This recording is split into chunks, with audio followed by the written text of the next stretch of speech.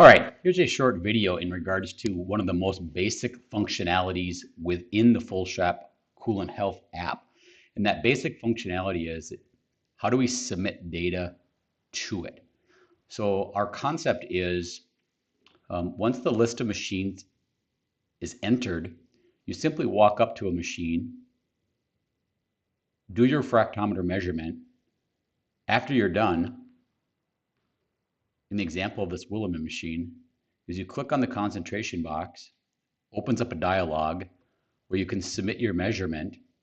It shows you the previously submitted value, and also shows you where the boundary conditions are of the machines, and gives you an opportunity to enter the notes if there are any.